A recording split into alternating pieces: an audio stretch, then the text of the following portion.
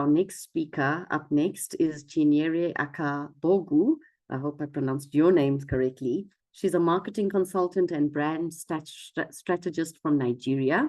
Her topic is leading with integrity, building trust and credibility. And I can tell you integrity is a huge topic. We can talk about where the culture and integrity go together and how they two fit in. But Chinyere Akabogu, are you ready to take over? Yes, I'm here. Hello, ladies and gentlemen, esteemed guests and my fellow leaders. I am honored to address this global summit on the vital topic of leading with integrity. As we gather today to discuss values and volunteerism as pillars of industry, nation, and cause, it's very, very clear to all of us that integrity is the foundation upon which these pillars stand, So let us explore how leading with integrity helps us to build trust and credibility, and how value and volunteerism are essential components of this leadership paradigm. So at first, I would like us to look at the importance of integrity. Integrity on its own is the alignment of words, action, and values. As a leader, if your words and your actions are not aligned, you're likely going to lose integrity, and it has its negative side of it on the long run, because when you have integrity, you build trust and credibility. Your subordinates are likely to trust you, your co-workers, your staffs and people around you, your friends, even family and loved ones are likely to trust what comes from you because you have integrity. And it helps to foster positive reputation. As a leader, I will tell you that your reputation is marred to a certain extent if you do not have quality personality, or if you do not have integrity generally, because integrity is something that makes people look at you a certain way, and respect who you are and the position and the office that you represent. Integrity goes further to foster, enhances decision making. You cannot make quality decisions if you do not have integrity. Let's face it this way: if the words that come out of you do not align with your actions, if you say this and do the other, if you're not in line with the values of the organization you're leading, or maybe you own a business, every business has its values, its mission and goals, and your actions are not in alliance with these things, you're likely not going to make quality decisions regarding the business, regarding the organization you're leading, or regarding whatever that is put into your care. And integrity going forward promotes credibility. You do not have credibility if you're not the person of integrity, and it encourages collaboration and teamwork. A lot of us here, we are looking to collaborate with each other in the near future. And if any of us perceive one of us, or even myself, I would like to use myself as an example, as someone who do not have integrity, someone who says something and do something else, you may likely not want to do business with me, or you may likely not want to collaborate with me. And that is how bad it can get when you do not have integrity. So going forward, I will tell you that to build integrity as a leader, there are key things we have to look at. I believe that most of us here are leaders, even though you're not a member of G100, but I know you're a leader in one way or the other, in your office, in your field of work. And these key things are things that we need to put first to be able to be the best version of us wherever we found ourselves, and be able to bring the change the world needs. And first on our list is upholding the values of the organization.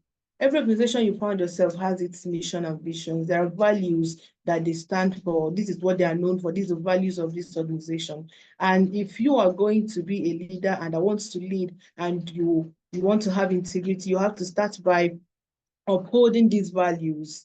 Go through the website, like G100, you have a website where we see the mission and visions, the values of the organization.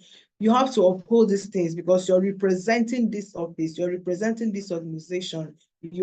Whenever I see you, or whenever somebody see you or come across you, you're in one way or the other representing what the office that you're one way or the other representing the office that you are in, the position that you have, as a leader. Another thing is willingness to serve and volunteer.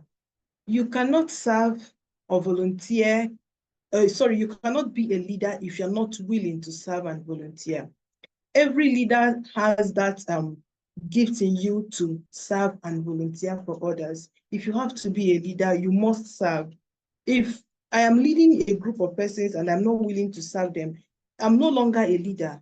A leader serves, you lead by example, you take the first steps and your subordinate follows. In my line of work, I have a lot of people that works with me. And whenever I want to get them to do something, I will do it first.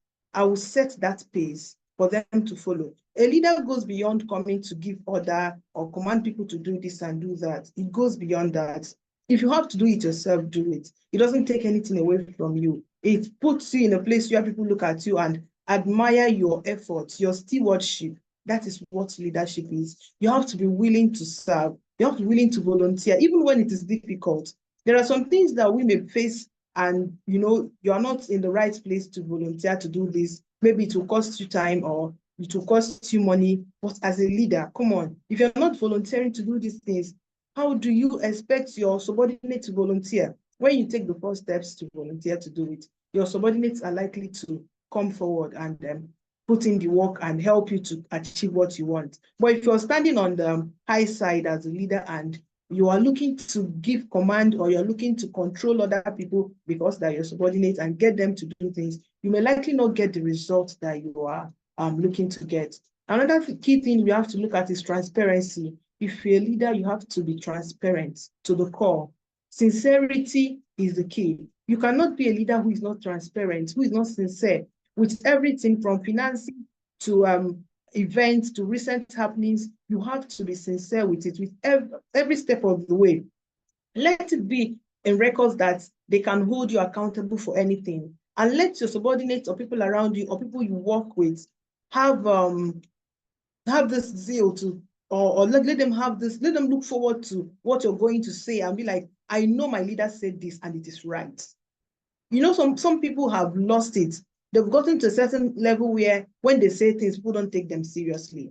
And when they give account of things, people will be like, who knows if I'm not saying the truth? But as a leader, you have to. And if you have to make the change you are looking to make in the world, it starts from us individually. You have to caution yourself. Sometimes you feel the need to, maneuver things and say things the way they are not, but it's not right. As a leader, transparency should be one of your watchword. And that is accountability. Accountability starts from you. If you cannot hold yourself accountable, other people cannot hold you accountable. Write it anywhere. When you have when things happen, or maybe probably you have issues with people, or maybe you do something, you have to hold yourself accountable first. If I keep saying it is not my fault, this thing that happened, it is not my fault, it doesn't come from me, how am I supposed to accept that it is my fault when somebody else or someone else says it to me? It starts from me. If I can beat my chest and be like, oh, what I did was wrong. As a leader, I didn't do the right thing. Or in this, my position, I didn't follow the due process. I think I did what's not right. It will be easier for me to accept it when it's coming from other people. Accountability starts from you. You start from giving yourself that, reminding yourself at every time that you have to hold yourself accountable. It's one of the ways to build your integrity. Another thing is empathy. The truth is that we all love the idea of volunteerism, but we've not considered empathy. You cannot totally volunteer if you are not an empathetic person. You have to feel for the other party. You have to have this kind of emotion for the situation on ground. And that is what will motivate you to step in. You cannot step in without being empathetic. This thing is what will motivate you to step in and say, okay, I am going to do this. I am going to volunteer to do this. Empathy, it's very important. It's one of the key things to look out for. Another thing on our list is communicate effectively. No matter how little or no matter how irrelevant you think the information is, as a leader, communicate it. Talk to your subordinate, talk to people you work with, your co-workers. Let them know. Look at the situation of things, and if this continues like this, look at what is likely to come out of this. Communication helps people to understand you and see things from your own point of view.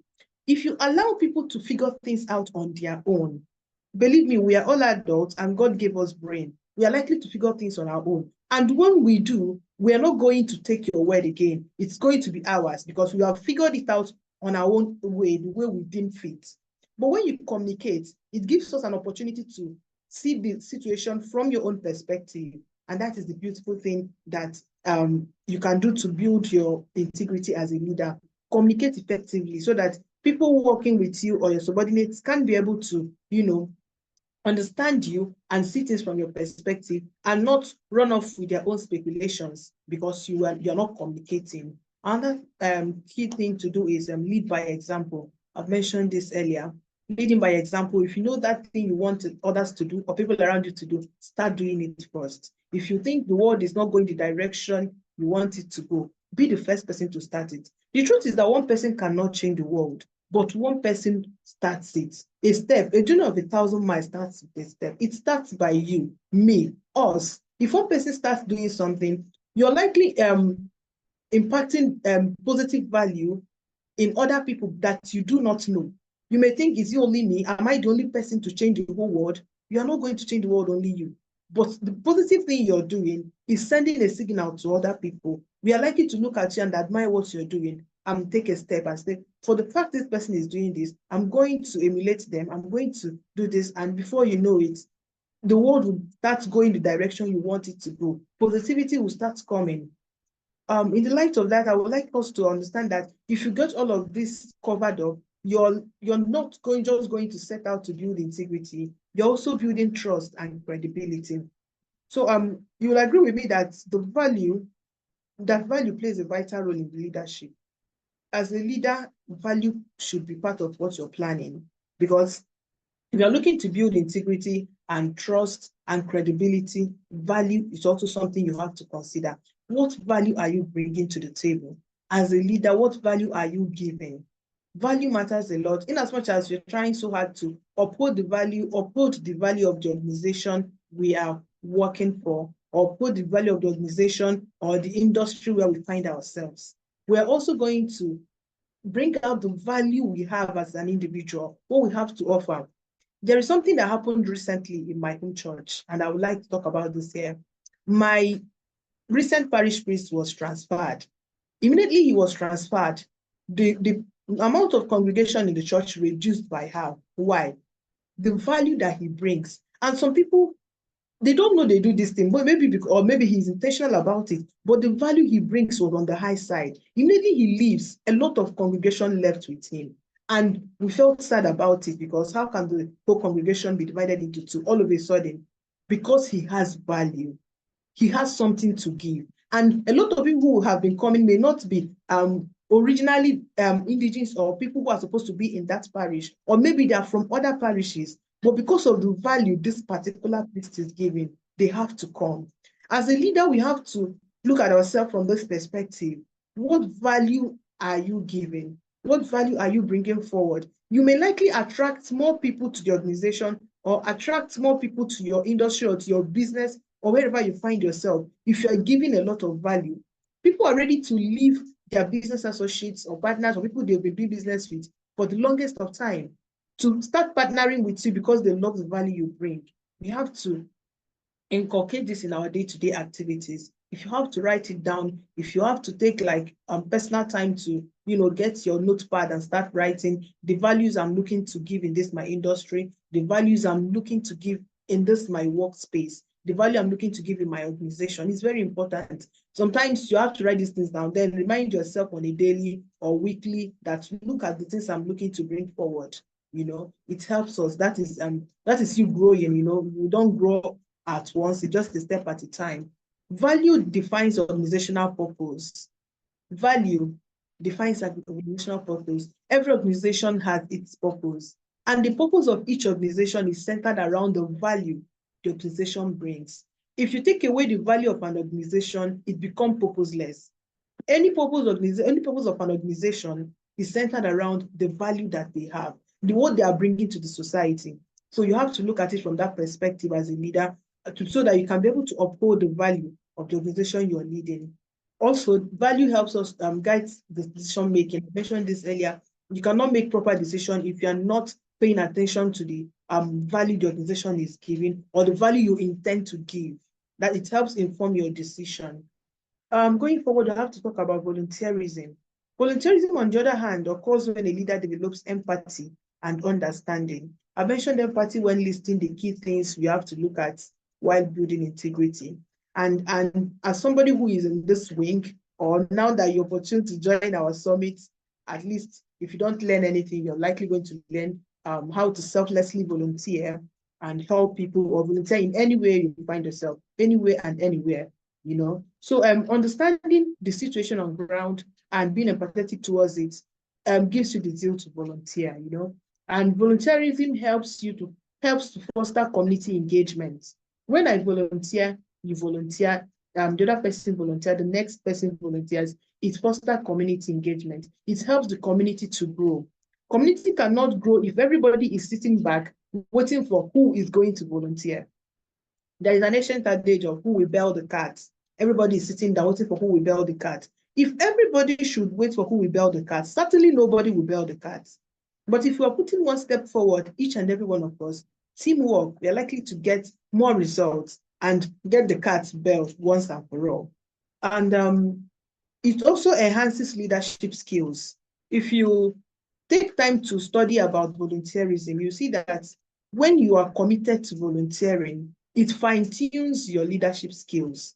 You'll become a better version of a leader. You see the difference between your leadership skills or the way you've been leading when you are not, when you've not really considered volunteering. You see the difference between that moment and the moment you start volunteering, the moment you take it upon yourself to give something in return, to volunteer to do things. Do you know that sometimes when we volunteer, or the best form of volunteering, I would say, is the form that you volunteer without expecting anything in return? The time that you're volunteering that you do not expect to get anything in return. In fact, you're not looking at anything coming out from this. You're giving this from the bottom of your heart. You just want to do good by someone else. You want to do good by the world. You want to do good by the people. You're just naturally trying to be kind. That is the best form of volunteerism. But I noticed there is something happening in our world today. There is something happening in our world. A lot of people volunteer for an exchange, and that is not volunteerism. You're volunteering to do something, and you're looking at what you're going to gain in return. And that is why we tend to get angry, get disappointed in the long run, because the things we're expecting to get out of that volunteer work we did, if it's not coming, we get angry. We start getting withdrawn from the situation or from the event. We don't want to participate anymore. We don't want to come out to give what we have, because the times that we have volunteered, we did not get anything from it. If you're expecting to get anything from wherever or whatever you're volunteering for, you are likely not going to, in fact, you're not even volunteering to start with. That is business. You're doing business. Business is give and take. You have something to give and you're expecting to take something out of it. But volunteering is when you are coming full-heartedly without expectations. And believe me, nature has its way of rewarding good people. Nature will likely reward you in the long run, but do not have it at the back of your mind that you are expecting to get something out of this volunteer job that you're doing. Another thing is it demonstrates the leader's commitment to social responsibility. When you are volunteering, it sends a signal that this leader is committed to social responsibility. The people around see it. You may think nobody is seeing you. They do. They know what you're doing. They're not just talking about it, but they know. They know that you're doing something. They know that you're bringing your best forward. And it sends a signal about the organization or the office that you're representing. You know, people are likely going to see that office or are like, okay, this organization, this office, they're always volunteering, they're always helping. It sends a positive signal to people and it helps uplift whatever the organization stands for, you know, because when an organization or when an individual is seen from a positive perspective, you know, it helps to enhance the growth of the organization or the growth of the individual. So in conclusion, leading with integrity is the cornerstone of building trust, credibility, and values. Volunteerism are essential pillars that support the leader's framework.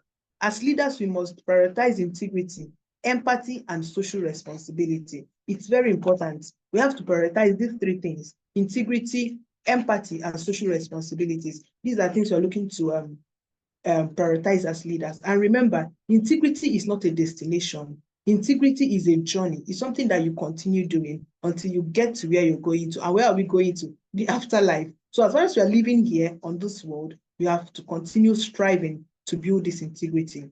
Thank you. Thank you very much for that talk. And sure, it is definitely a continuous journey. I think that's to do with self-improvement and, you know, interesting concept that we should do volunteer without expectations, and how people need to be, I think sometimes there's a problem with engagement and participation, and how in a very insular world post-COVID, we get involved back into community and how to create that time. I think we have our next, thank you again for the last speaker.